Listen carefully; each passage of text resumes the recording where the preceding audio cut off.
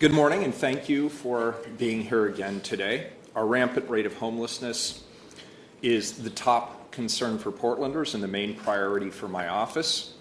This already complex humanitarian crisis is further complicated given the frequent overlap with substance use disorder, behavioral health, and other issues.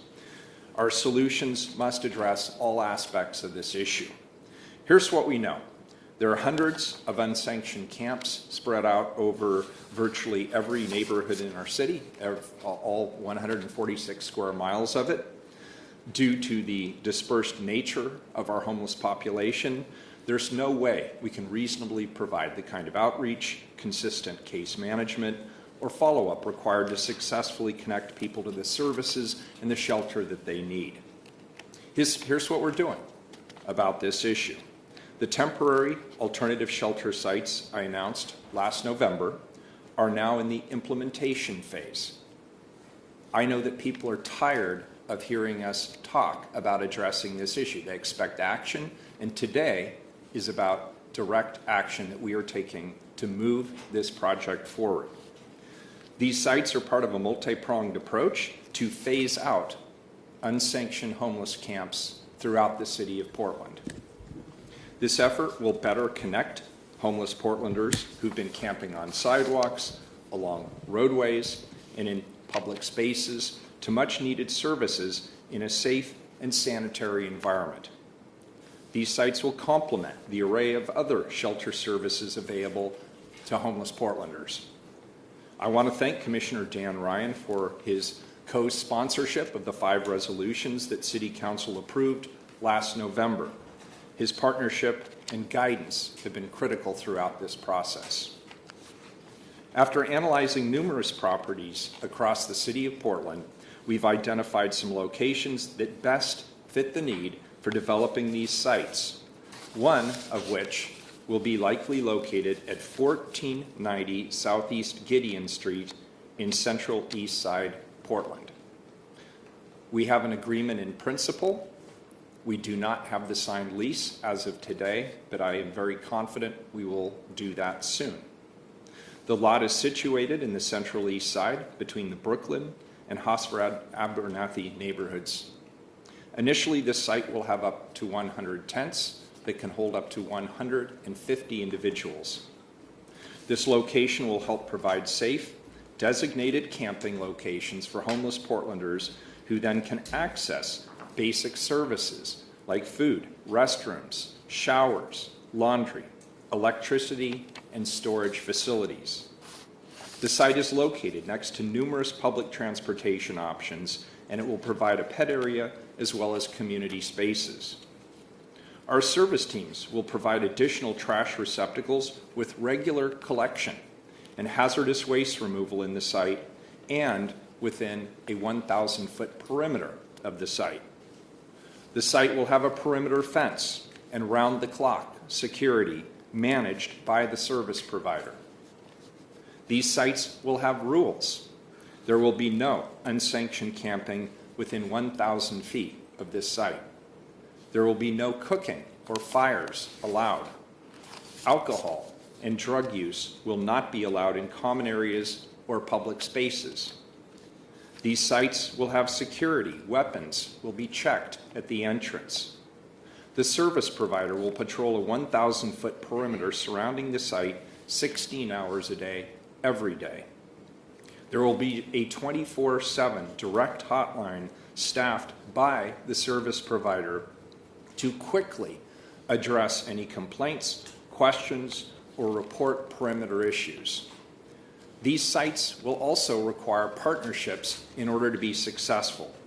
Service providers will regularly engage with surrounding communities, clients, businesses, neighborhood associations, enhanced service districts, and others. My administration will continue to regularly meet with stakeholders in the neighborhood as well. Traditionally, as you all know, the City of Portland does not provide human services.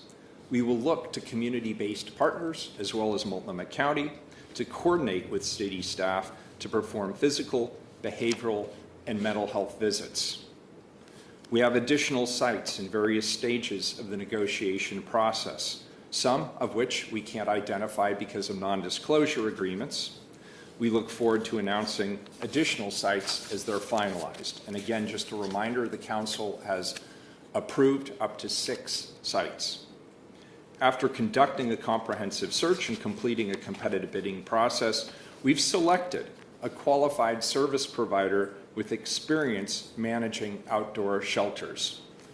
Urban Alchemy is a California-based nonprofit that is the best fit to manage Portland's temporary alternative shelter sites.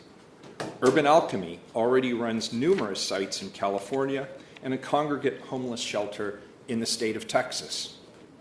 My administration, myself, along with Commissioners Rubio, Commissioners Ryan, staff members from Multnomah County, and others have made trips down to Los Angeles and to San Francisco to review the sites that are currently managed by Urban Alchemy. And the feedback has been overwhelmingly positive. That was my own experience as well.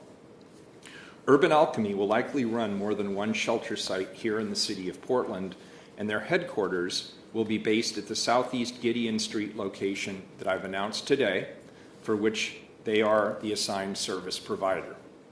I'm grateful that Urban Alchemy is partnering with us on this vital project. I'm confident that this is the right team for the city of Portland. I'm now going to turn it over to Urban Alchemy shortly. They will provide an overview of operations and security protocols. My team and our partners have been thorough in developing this project because we want it to be as safe, collaborative, and thoughtful as possible. As Urban Alchemy continues to finalize their plans for the sites in Portland, my team has been working to make contact with stakeholders, residents, and business owners near the site. Many of those we've met have been supportive of the initiative, acknowledging that we're facing a humanitarian crisis best managed by trained professionals via designated camping sites. This is the humane approach. I will also be hosting community conversations to provide opportunities for stakeholders and residents near the Southeast Gideon site to share any concerns, to ask questions, to engage with our service providers to best tailor the services we will provide in the neighborhood. 2 of these conversations will take place over the next few weeks. You will obviously get the information on that. Those who live or own a business within a half-mile of the site will be receiving information for these conversations via mail in the coming days. In fact, the mailer has already been sent. We will also provide regular updates on my website, which is portland.gov/Wheeler. We will continue engaging with residents and business owners throughout this process as we work to address the city of Portland's homeless crisis with urgency.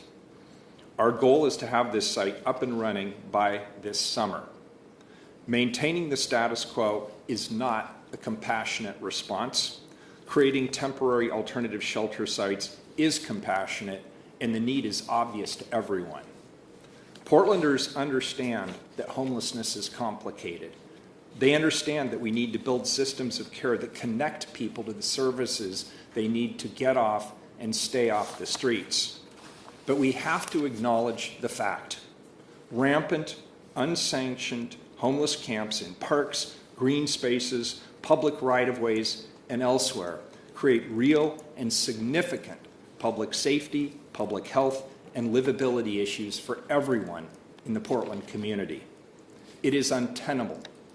I'm asking you today to work with us.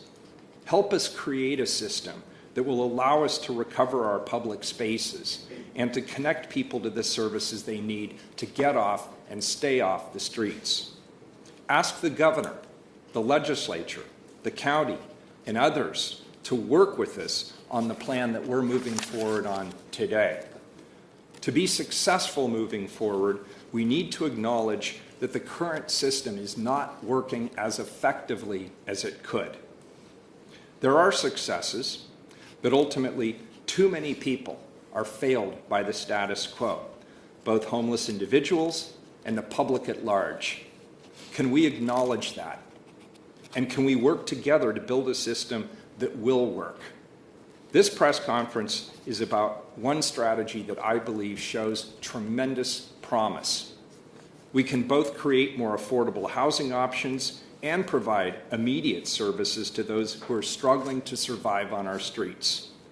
Our collective goal should be to eliminate unsanctioned homeless camping anywhere within the city of Portland. We can't wait any longer, and the action starts today on this new strategy. Thank you.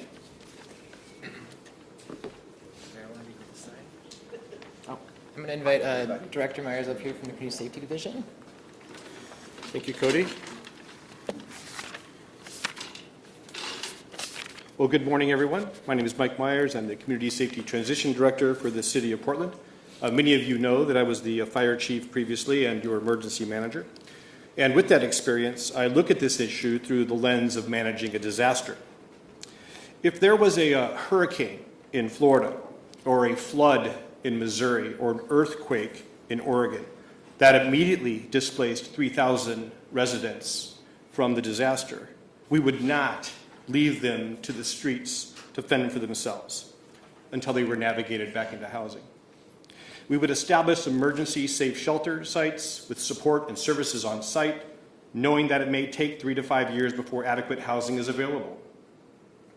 We have more than 3,000 individuals living on the streets of Portland, not because of a hurricane, not because of a flood, not because of an earthquake, but from an interplay of factors, a different kind of disaster, an interplay of affordable housing crisis, personal financial collapse, and a national drug epidemic.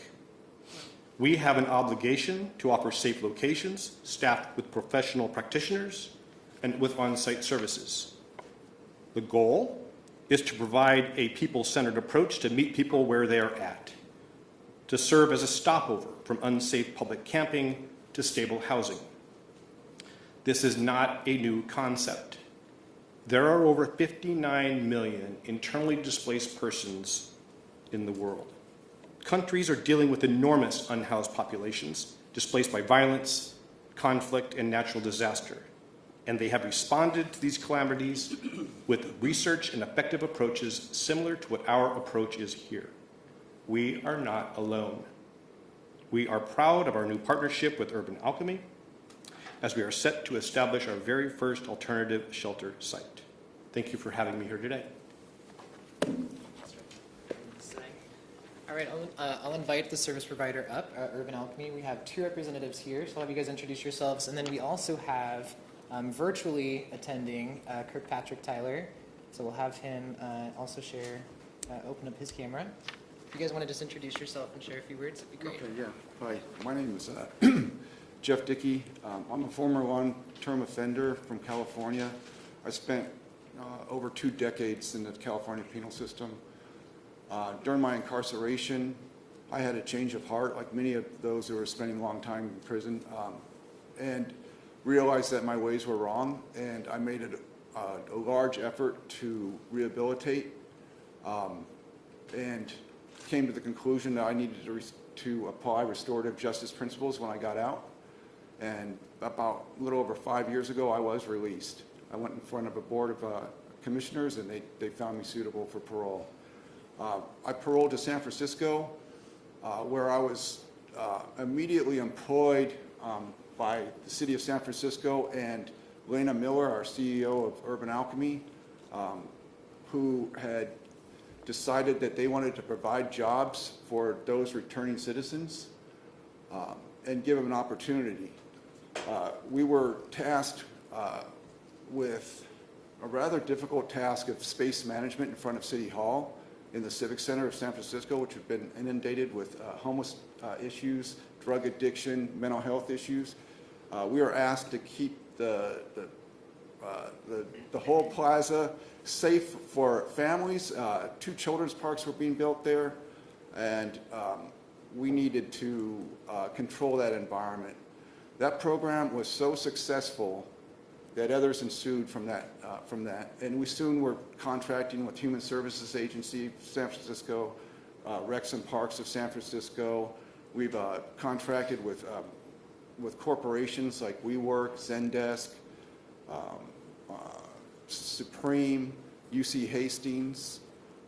With the advent of COVID, a lot of our social programs shut down, and we started to do programs that were COVID related. We partnered up with our now Chief Growth Officer, Jeff Krasitsky, who was then the department head of homeless supportive housing, who had a vision to start the first sanctioned homeless tent encampment in San Francisco. So we managed that very successfully, as well as a number of shelter-in-place hotels. The programs were very successful at getting homeless off the streets of San Francisco. Recently, I transitioned into our systems team, where we develop processes and procedures to help our organization function a little bit more efficiently. And now I'm transitioning into the Director of Operations for the Portland area. And so I'm here to help the city of Portland overcome its homeless issues. Thank you. Good morning. My name is Ian Clark Johnson. I'm a practitioner with Urban Alchemy, also a manager of contracts and reporting. Just want to say very grateful to be able to do this work at Portland. We've met some nice people, but more so we see an opportunity to help people, to create a transition space, to help people stabilize and decompress from the hypervigilant state that they experience on the streets. And so we're going to create this safe space by the person-centered engagement model. We got KP on now. I'm going to turn it over to him so he can kind of share a little more about that model. But just want to say we're grateful that we're hopeful that we'll be able to create more opportunities for returning citizens and people with lived experience, as well as help people transition from homelessness. Thank you. KP?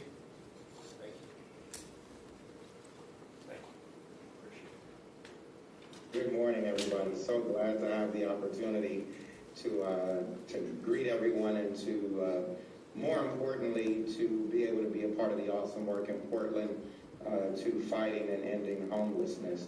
We want to say thank you to Mayor Wheeler, to city leadership, as well as to the staff that's just been so welcoming and supportive of the work.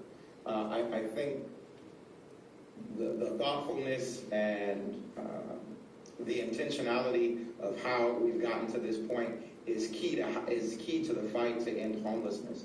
I want to be clear that safe sleeps are really groundbreaking in terms of an approach to ending homelessness. What we found in our work is that there are so many people that have been traumatized, that have experienced hardship, and that have had really bad experiences in some of our traditional shelters. And for a lot of people, what they found is some sense of independence in their tents, a sense of ownership in their tents. And so a safe sleep is really an introduction back into what it means to be a part of the community. And so we're excited about this work, primarily because we've seen the success that it's had in other markets. It has allowed people on their terms to choose an option. Again, to choose an option. So often we kind of try to show and tell unhoused residents what's best for them. Safe Sleeps allows an option that can be selected by residents to engage on their terms, not to be lorded over or parented by an organization or by a city, but to be welcomed indoors in an environment that will keep them safe, in an environment where they have people that are invested and engaged in their well-being and helping them to move forward into the next steps. It is a safe space. It is a healthy space. We have been showing pictures kind of throughout this time just to show what a site looks like. And we wanted to share those pictures because we know that oftentimes when people hear things like a safe sleep or a sanctioned encampment, that what they think is bedlam and chaos. But what we found is that when we create environments of healing, environments of trust, and environments that can gather people together, what people are able to do is get back to themselves. I think oftentimes we miss how traumatic it is to be out on the street. There are consistently people trying to victimize, trying to take advantage of our unhoused neighbors, particularly when they are living in encampments. There are folks who are trying to take advantage of their addictions take advantage of their shortcomings, take advantage of their mental health. And so trying to live consistently in those spaces is not healthy. It consistently contributes to the deterioration of our mental health. And so these safe sleeps provide an affordable intervention. They provide 24-hour service and support. And they provide an opportunity for people to get rest without the worry that something is going to happen to them, to their belongings, and oftentimes their partners and their pets. And so we're grateful to the city of Portland for providing this opportunity. We are confident that the same success that we've seen with this model in Los Angeles, in San Francisco, and in Austin, Texas, that we will see in Portland. We are eager and excited to link arms with the existing service providers that have been doing this work in Portland for countless decades, and we are thankful even for their warm welcome and honesty as we've engaged. The sites that we are going to be serving in will be staffed 24 hours. Our security model is not based in policing or paroling, but is based in safety and service, which means that we understand that outside of the parameters of the safe sleep, that there are things that make people feel unsafe, that there are things that don't support and secure our residents. What we create is an environment inside of the parameters of the safe sleep that say you are safe, you are respected, and most importantly, you are loved. We have care coordinators, which are the equivalent of case managers. Those partners that are part of our practitioner staff, their primary role is to link with existing service providers that our residents may have already be receiving services through, to identify new opportunities to connect them to service and supports that will guide them on the pathway to establishing a permanent housing residence, and to help them to find a sense of peace and centeredness so that they can begin to heal and renew and reconnect to who it is that they are. In the site, we'll provide meals, we'll provide social engagement opportunities, and we'll work with our residents to build community. The final thing that I'll say is that Urban Alchemy doesn't look at these sites as an insulated, secluded, separate part of the community. But we see the Safe Sleep community as even the housed residents, the business owners, and the stakeholders that live in and around the neighborhood. We believe that our success has in part been because we are accessible and connected to the existing community, because we don't see a they or them, but we are all an us and we. And that if we work together, if we are accountable to each other, if we communicate in love and respect and dignity with one another, that we will be able to work together to get our most vulnerable neighbors on track to living the way that they deserve to in a community that provides love, respect, dignity, and compassion. Again, we want to say thank you to the mayor, to his team, to city leadership, and to the city of Portland for this opportunity to be of service. Thank you. Thanks, KP. And we're going to keep him here to answer questions later. And next we'll invite Eric up here. It's the last of our lineup speakers. Thank you. Good morning. My name is Eric Kress. I am the president of the Central Eastside Industrial Council, which is the business district that represents employees and businesses in the Central East Side. First of all, I want to thank you, Mayor and staff and the City of Portland, for your leadership and partnership. The Central Eastside Industrial Council has been engaged with the city for over 5 years to identify and secure a camping area within our district. Several of our board members have been engaged in that process and effort. So we are pleased that the city has secured this location through the leadership of the mayor and other members of City Council. The Central East Side, over the past couple of months, has engaged in a 90-day reset, which has led to reduced crime and cleaner streets. This has been a great success for employees and residents within our district. And we know there's still more work to do. Establishing a clean, safe, sanctioned camping site has been at the top of the list of next steps for us. And as the site develops and begins operation, we will continue to work with the city to ensure the areas in the vicinity are clean and safe for the employees and residents of the Central East Side. Identifying sanctioned camping sites is a crucial step toward providing a safe and legal place for unhoused individuals to sleep. By supporting this initiative, we can reduce the number of people sleeping on the streets, provide a first step in the continuum towards housing, and help address the homelessness crisis in Portland.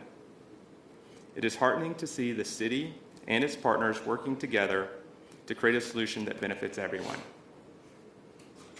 We look forward to more collaborative efforts with the city to ensure our community is safe and everyone receives the care and support they need.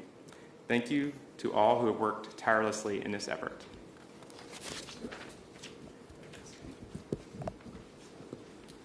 Thank you so much. All right, we'll move on to our Q&A portion. I'm also going to invite Sky up here. Skylar Brocker-Knapp is the mayor's director of homelessness, senior policy advisor on homelessness, but she can answer some technical questions as well. Feel free to direct your question to the person that you'd like to ask, and we just want to stay on topic to what we discussed today. Anybody has any questions? Okay. Yep. Nicole? And who is it directed to? Mayor Wheeler. Okay, I'll pass. We talked about already looking at other sites for other locations for sites. Would Urban Alchemy also be managing those sites, or are you doing another RFP? What's that? So we would do an RFP for each one, Sky. We could, but we don't necessarily need to because we did a broad RFP for it could be for safe rest villages, it could be for sanctioned like car camping kind of areas or these specific temporary alternative shelter sites. So, and my answer is I would be proud to continue to work with Urban Alchemy, but obviously other service providers, if they'd like to participate, we'd like to hear more from them as well. And are they also going to manage a safe rest village? That hasn't been determined yet. Thank you. Perfect. Mayor Wheeler, I'm wondering if you could share any more details about that referral program that you're working on with the DA's office that you kind of detailed yesterday in the statement your team put out. Is this essentially what would be used if, once these campsites are set up, if folks are refusing to go there, this will be more of an incentive? I mean, what's that going to look like and how will that be? Yeah, so let me I'll give my answer, but could we get Stephanie down here since she's the one actually working on that? She's our expert. I want to give you a good answer, a thorough answer on that. But the bottom line is we're trying to create a non-law enforcement approach to incentivizing people into services that they need, whether it's behavioral health, whether it's substance use disorder treatment, or other services. The goal here would be a effort to eliminate past sanctions, old warrants, old fines, that kind of thing, in exchange for people being willing to participate in the kind of treatment that's necessary to help them recover their lives. But Stephanie can also, I think she's here today, isn't she? So we'll connect after this. Bobby, is Stephanie here? Yeah. She is? Okay, Yeah. good. And so we'll connect you at the end of the press conference. So is that program how you intend to get folks into this site, or what's that look like? I know you mentioned over 100 people can be there. Who you're going to be going after? How are you? Yeah, let me turn this over to Skylar. Thank you. Thanks, Mayor. So Sky Brocker-Knapp, Senior Policy Advisor for the Mayor. So we are hiring outreach workers right now and working with our existing teams, and we will offer people this option along the continuum of care. So there's many other congregate shelter sites, there's safe rest villages, there's a lot of different options. We're not forcing people into these sites. So it's one of the options out of many, and we're hiring outreach workers to do even more engagement with folks to offer them this specific site. We'll have Urban Alchemy also educating our outreach workers on exactly what those sites offer and why they might be a better fit for folks given if they're a couple, if they have a pet, just different reasons that KP outlined for these specific sites. Are there any concerns that you won't be able to fill this place? I don't have any concerns. We have had tremendous success getting folks into safe rest villages. Folks on the street have told our teams that they specifically want something like this. They don't want to go into congregate shelter all the time for various reasons that a lot of folks can speak to, but they can often be triggering or traumatic, and that's kind of why these sites have existed in the first place, and Urban Alchemy has kind of piloted that. All right, Alex? Yeah, I have a question for the Mayor. You mentioned that the contract for this property isn't entirely finalized yet. What stage is it at, and when will you know for sure? So we've agreed on all the tough things. We've agreed on the duration. We've agreed on the price. We have agreed on the strategy by which the current owners of the site would begin vacating the site, and we could begin the build-out requirements for our site. But there's a few legal details that still need to be ironed out. But I can tell you with great confidence, relatively quickly we will get to the signing of the lease. It's the last-minute legal haggling on words. And you said they're... So I'm not even remotely worried that we won't get a lease. We'll get a lease. So it's going to be a lease. It's not going to be a takeover. Correct. Yeah. Yeah, that's right. And you said you agree in duration and price. Did you mention that earlier? What's the duration and price? I don't think I'm in a position to disclose that right at this moment. We will eventually, of course. And last thing, you said you want this up and running by the summer. What's the timeline for the rest of the camps? I know the idea was by 2024. Is that still? As soon as possible. We're working on multiple sites simultaneously. My team is in discussions with numerous property owners, and I would like to have those as quickly as possible. Great. We'll go there. Yeah, so a big thing we hear from people about not wanting to go to congregate shelters is that they don't feel safe and that they're worried their belongings get stolen if they go to a shelter. How is this going to be different? How are you going to actually make sure, this might be a question for urban Alchemy as well, but how are you going to make sure people feel safe at these campsites and that they are desirable to go to? Yeah, and I'm going to turn it over to KP. KP, did you hear the question? I'll restate it in just a minute, but first let me give just a little bit of context. So we sent city outreach workers to actually talk to people in unsanctioned camps. We had about 600 contacts. 2 out of 10 said they would consider leaving their encampment to go to a congregate shelter. 2 out of 10. 7 out of those 10 said they would prefer a setup similar to what's being proposed here with our shelter system. They want access to stability. In other words, they don't want to continually be swept. They want access to hygiene.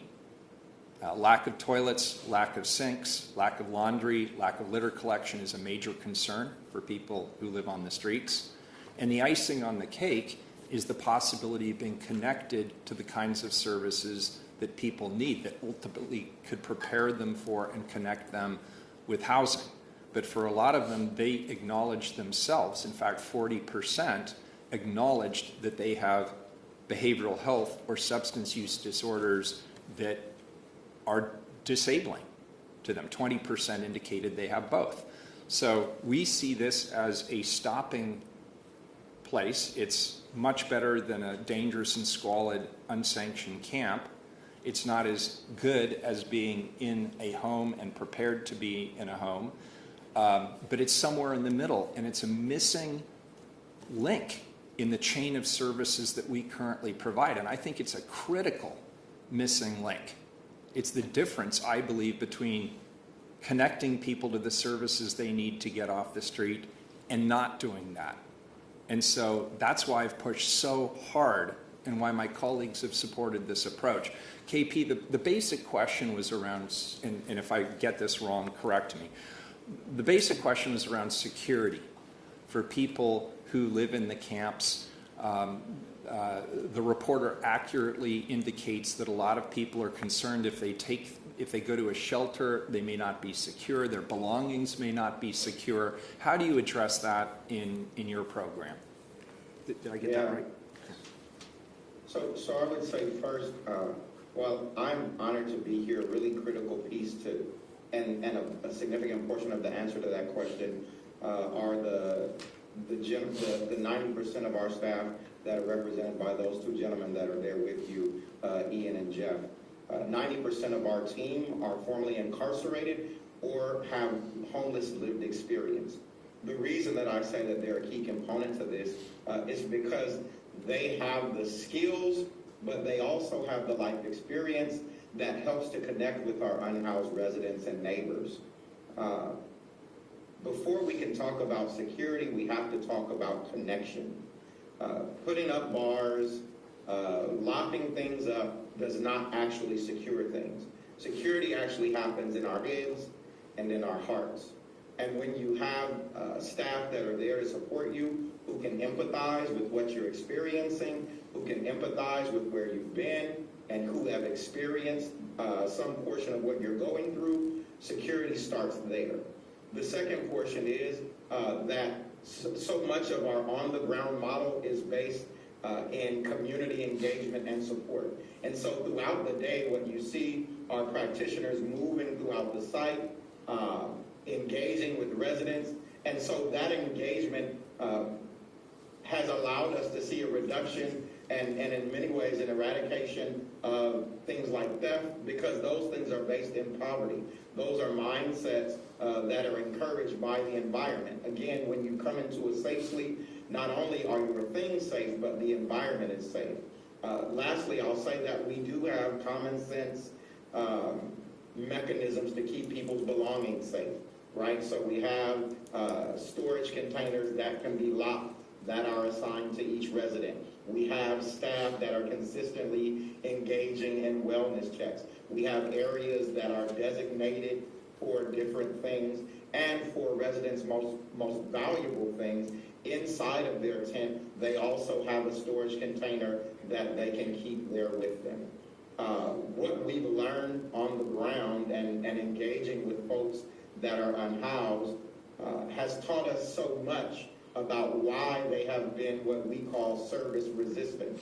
It's often because those are services that are handed down to them rather than services that engage them. And what we found is that when we partner with our resident to understand what makes them feel safe, to understand what makes them feel safe about their belongings, we've been able to create systems that are built on dignity, trust, integrity, and respect. And while I know that there are some people that will say, you know, maybe that's not enough, I would challenge us to look at how we who are normal or regular live. We're not governed by a bunch of rules, locks, and, you know, fences. We live in a community and we live in environments where we love, respect, and can see one another. And so with some common sense resources, common sense supports, and a supportive environment, that's how we've been able to get folks to agree to come to our sites.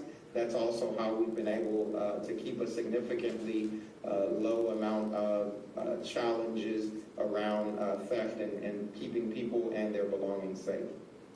Great. Somebody that hasn't asked, we'll go to Liz first. Yep, Liz McCoy, this is for the mayor. So you said that no weapons would be allowed in these shelters. You also said that no open drug use would be allowed. How would that enforcement work, and do you plan on having added police patrols around this encampment? The answer to the last question is no. KP, why don't you take the first part of it? Did you hear it? Yeah, I heard Okay. it. I'll take a portion of it, and I actually, again, I'll ask Ian to hop in on this one as well. What I'll say very briefly is we actually don't use the language of security. What we use is safety and service. When we talk about why people garner weapons on the street, again, it's because they feel unsafe on the street. We just in Austin, Texas, operate the largest men's shelter in the downtown area. When we got there, they had a bag scanner, a metal detector, and armed guards. That was not keeping that place safe.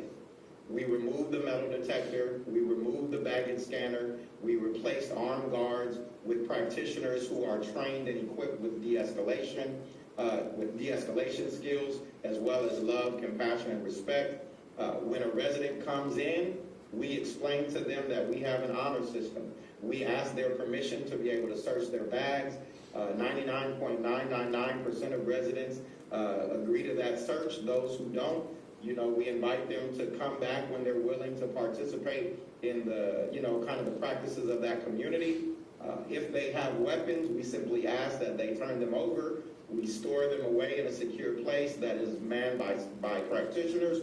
When they leave, we turn it over because we don't have any control over what may happen to them out in the street. And then we work with them to create a safe environment. So if there's something inside of the site that still makes them feel unsafe, then our teams work to support them through that. And I would invite Ian to talk a little more about this part of the model.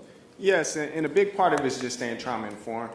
For us, again, we talk about it's not us and them, it's just us. And so when the guests come in, we have community guidelines and some community expectations that our care coordinators kind of go over and share with them and get a consent.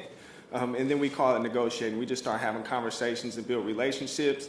And what KP talked about is really planting the seed to build that trust. And what we found is a high level of success in staying trauma informed, because a lot of folks who are experiencing homelessness have also experienced institutionalization of being incarcerated, and we don't want it to feel like that. We want this to feel unlike an institution. A big part of that is establishing trust, establishing autonomy, but also through conversations and patience and, just leveraging community, we're able to negotiate those things successfully.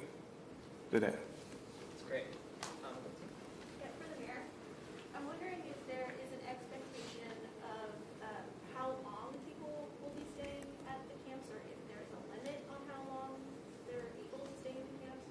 There's no limit. No limit. So is there any expectation that, people would be, if they're being connected to services, they would be moving out? So, yes, the whole point of this is to connect people to certain, I don't view these as a permanent living solution for anyone. And I understand that it will take time and patience for people to be able to connect to those services and then have those services be successful. But ultimately, my goal is for all of these individuals at their pace to move off the streets. That's the goal. It's to end homelessness from my perspective. Now, what the service providers are doing is specific to managing the encampment. But I have broader goals, and this is one part of achieving those broader goals. Ultimately, I expect them to go on with their lives. I mean, as you've heard from the service providers, and the reason I want them to talk more and me to talk less, it's really about redemption. I don't know, KP, if you have anything to add to that.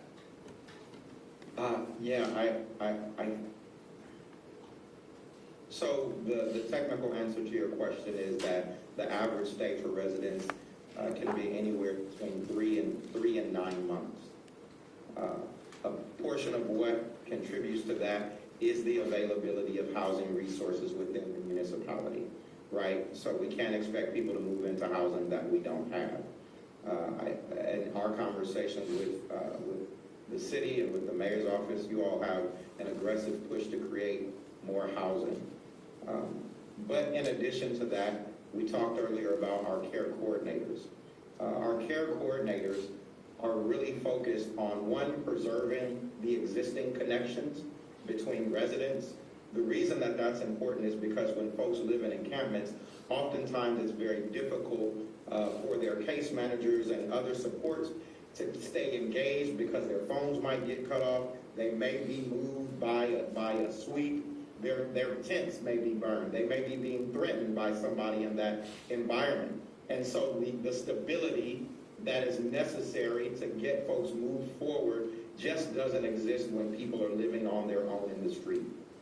What a Safe Sleep provides, again, is a community of support that is entrenched in the folks that live there with them, as well as the care coordinators that are there to work with them every single day, as well as just not having to worry about if you are going to relocate for some contributor. The other thing that I would say is that when we think of unhoused residents, oftentimes we think of them like we think of our children, and that they are just resistant and against and have a desire to live where it is that they live, that they want to be on the street, that they want to be in despair. What we found is when we create holistic healing environments with people who respect them and engage and present them with options that they can choose how to move forward, is that folks are willing and eager to participate to get their lives back on track. That notion and whatever path that may have led them to where they were, we really don't have any control of. And if any of us found ourselves on that path, we probably would have some places that we wouldn't want to go either. And so that's why the work of a team with lived experience is so important, because they approach it without that misunderstanding, and they approach it with a sense of empathy, And residents who are unhoused can see how we are approaching them when we do this work. And so when they see someone who can connect with them, when they are greeted by someone who they know respects them and truly cares for them and doesn't want to lord over them, what we have seen consistently in every single city that we've been of service in is that folks engage in the supports and services without being mandated, without being required, and without it being a condition on which they can remain housed. Great. Let's go to Nicole and Alex. Maybe this is for Sky. What's the initial startup cost and the annual operating cost estimate? Yeah, thanks. So just cost. I can get you the specifics. It's obviously site specific. So we did an RFP process, competitive bidding process, and contracted with Urban Alchemy.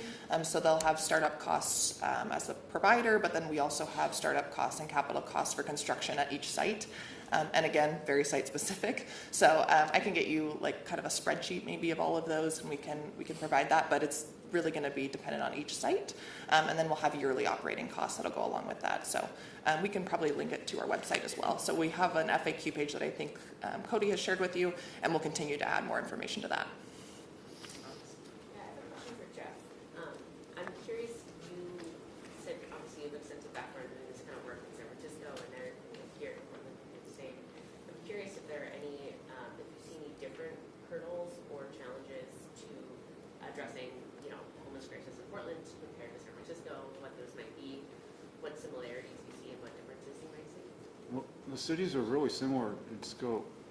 The homeless issues are pretty close. What I've witnessed up here, though, is that there's a lot more homeless encampments. There's a lot of homeless just spread out all over.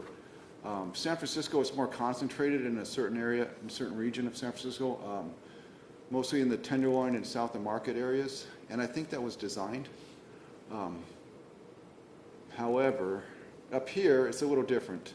So the dynamic's different. We're going to have to pull people from all different regions of Portland to get them in these villages, which, is a task for the outreach teams. But other than that, it's pretty similar. KP, do you have anything that you wanted to jump in on? We're good? Yeah, I would add probably the most interesting conversation around differences has been how we address the issues around weather, right? In California, I don't know. I feel like maybe the last couple of weeks we could have probably given Portland a run for your money with the weather we've been having in Los Angeles. But in terms of the cold weather, we have really been looking. We've had the opportunity to speak with some of the service providers that have been engaged in this work, but also a part of, because again our model is so based in resident engagement, we've also began speaking with folks who have lived experience. And as we get on the ground, we'll talk to residents who have lived in encampments and hear their expertise and how they've managed to stay warm. And then we will add our resources and technology to be able to turn the methods that they've used into a sustainable resource to keep our residents warm in cold weather. What we do have in terms of experience in Los Angeles, we operate what are called climate stations. Those climate stations operate both in the summer months as well in the winter, and they serve as central areas where folks can come and get resources, have a safe place to connect. And so we'll also take some of the learnings that we've had in those sites and apply them to the work that we do there in Portland. Great. Time for just like one or two questions. Yeah, so obviously you said the council's, a question for Mayor Wheeler. Like you said, the council's approved up to 6 sites. You got this now, one announced. How many other sites are in progress? As you said, are 5 others in progress, or do we just have 2 or 3 more in progress? How many would you say, Sky? I mean, all at different stages. Can you go to the microphone? Thank you. Could you also spell your name first? Oh, yeah, sorry. Skyler, Skyler, and then Brockerknapp. Sorry, it's very long. BROCKER-KNAPP. And the position we do. I'm a senior policy advisor. We have, various stages. I would say 2 more sites that are in closer stages, and then obviously we have an acquisition team and a broker that are looking at sites all around the city. We also have public land, so we also have tasked a director's cabinet at the City of Portland, folks who have worked at the city for a long time and in different positions who have expertise on what sites would be better for this kind of shelter. So we've given them kind of specifics on what would be best, and they've provided us with lists and different sites as they come up. So I've looked at probably 25 different sites, and they're all, some didn't work for different reasons, and then we'll also check with the provider and Urban Alchemy to see which sites kind of would be best. So I would say probably 2 to 4 that are in close, further along in the process, and we've actually done a lot of that due diligence, and then others that we're going to be doing further due diligence on. Yeah. All right, are we all set? Yeah, good point. Good call. So the council committed $27 million. That was to fund 3 sites, and we're calling on the county to work with us to fund 3 additional sites.